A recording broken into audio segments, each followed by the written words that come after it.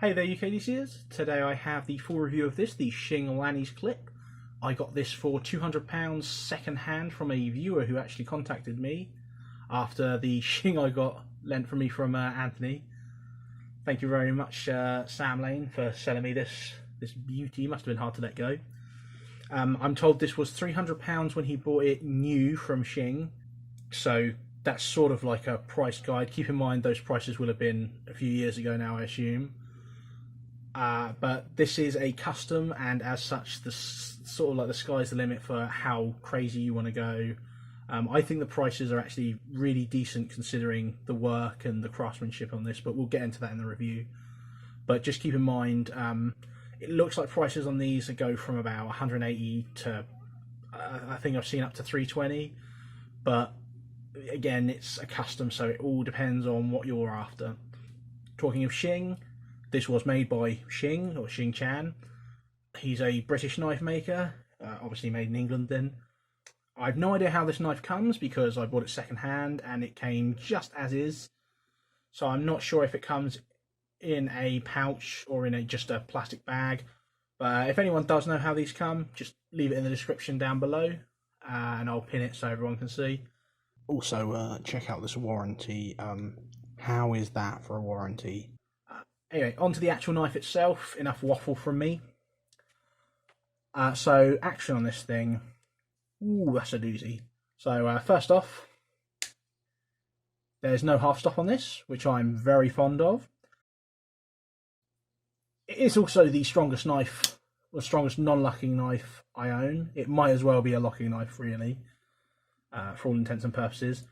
This is one where you sort of do need to really use the nail nick. You can just about get away without doing it, but it's just a lot easier to just get your nail in there. And whereas most, nail nick knives, you can just grab that real easy and pull it out. This one's a little bit of a difficult one to get out, by which I mean 1.4 kilograms to pull this from there to there. Incidentally, it's 2.2 kilograms to get it from there to there, so it is easily king of the heap for spring strength. So if you're looking for a really strong spring, Shing is the man to go for. I've not seen anything that comes close to this, and I usually hate strong springs.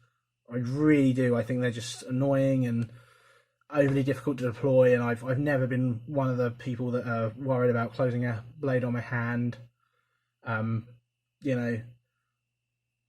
I really haven't hated this at all. I think the action is nice enough that it's not really difficult. You can, because of the nail nick there, you can just pull that out easy enough and then just finish it there. Like I wouldn't finish it at that last bit with a nail nick. Yeah, that's a bit of a, but that's fine. Just using the flat of the blade there, so absolutely lovely. Talking of lovely, you get yourself some steel bolsters on this one. Again, there's not really any point in saying the specifics as such because it's custom, but some absolutely stunning micarta on that. Look at that. Really, really nice. You got the shield inlaid in there, and you have G10 spacers on there, the little yellow ones. Really, really nice stuff. I've got to say the texture on this micarta is really nice as well.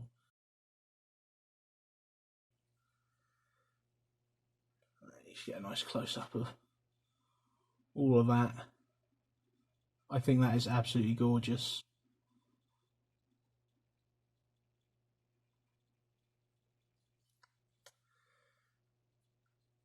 Yeah, absolutely fine. Nothing. Yeah, it's not like the smoothest thing in the world. You can certainly sort of catch a tiny bit on there.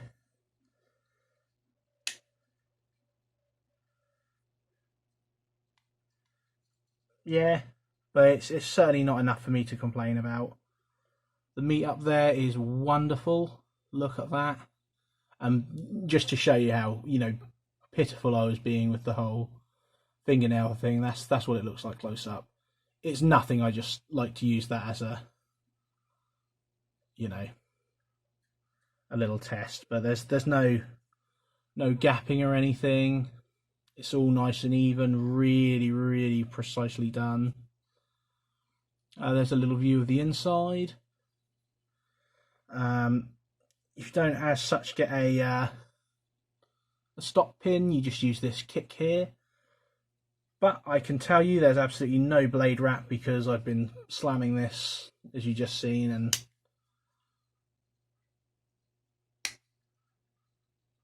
you'd be able to see a big fat shiny spot on there if this had blade wrap. So no need to worry about that whatsoever. Grip on this thing, I love it. I really do think the grip on this is absolutely lovely. Where they're customs, if you want it to be left-handed, I'm sure it wouldn't kill Shing to just do that on that side, because that's all that needs to happen for this to be entirely left-handed. Completely ambidextrous. And there's no jimping on this or anything stupid like that. Although, again, if you like jimping, I'm sure you can just talk to Shing and get some added. Blade material on this one is 154 cm. And unfortunately I can't really tell you that the edge retention seems alright, but I didn't get much of a chance to carry this because of the pandemic thing, but I sort of got to put something out, so I'm sure it's fine. I know he does professional heat treating as well, so I've no hang-ups on that. I've not noticed it be bad or anything, so, but that's a really weak, I haven't really tested this, so. Billboarding, you get your little Shing there, and 154 well, the blade steel, I guess, there. That's it. You do get a sharpening choil, which I love. You don't get a finger choil, but you do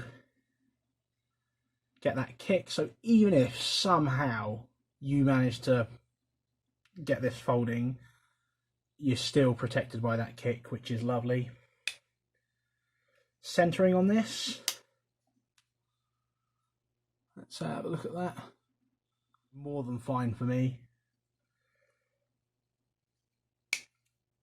Absolutely nothing, zero blade play whatsoever. Got a weight of 4.8 ounces or 134 milliliters, great. 136 grams, and to show you that it is completely UK legal, there's the cutting edge, which is 2.7, and then the entire blade from the bolster that you can see is basically 3 inches. So you're fine with this. And then the handle length is just a shade under 4 inches there for you. Oh, I guess I'll do thickness and stuff. Thickness, 0.4 inches. And if I do thickness behind the edge, 27 thousandths. So it's not the thinnest thing in the world.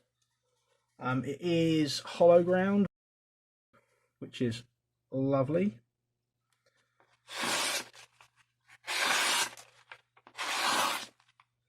So no worries about it not being slicey or anything, even though it's a fairly thick.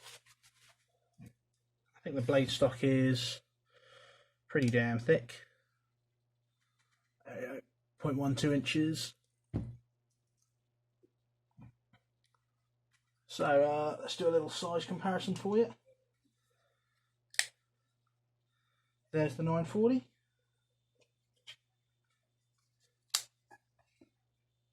There's a PM2. There's a mini grip. A Buck 110.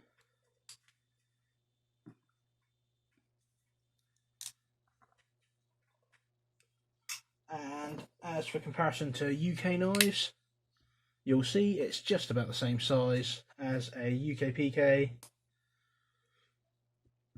And again, a little bit bigger. And you know, there's that. It's a great knife, this one. If you're looking for a really well made English custom, I would highly recommend Shing. This is totally dependable. You know, if you're doing something a bit hardcore or something a bit more lock knife oriented, but you still don't want to carry a lock knife, this would probably be the one to go for. It is absolutely stunning how strong he's got that spring. This must have been such a pain in the ass to put together. I can only imagine how he's pushed that spring up there and managed to seat that blade. And I can't see, you know, I really can't see any of the pins or anything on the bolsters. Obviously there's some scuffs on there, but don't worry about that. You won't get it like that. That's just pocket use and such. This is a really nice knife in my collection. I'll never be letting this one go. 100%. This is staying with me forever. Just like Anthony definitely wasn't letting his go either. That said, I've seen a few of these about, so if you do want one, there are a couple on the secondary market on Instagram, but they all had orange scales, which it just isn't me. But if that is you, which it's a lot of people, they're about, and they're certainly not overpriced. I think £300, this is, you know, if you're, like I say, if you're looking for one knife to just be completely UK legal, sit in your pocket all right, but also be very dependable, I think you could probably just do this for the rest of time. This Shing, it really does feel robust. Really strong, this thing.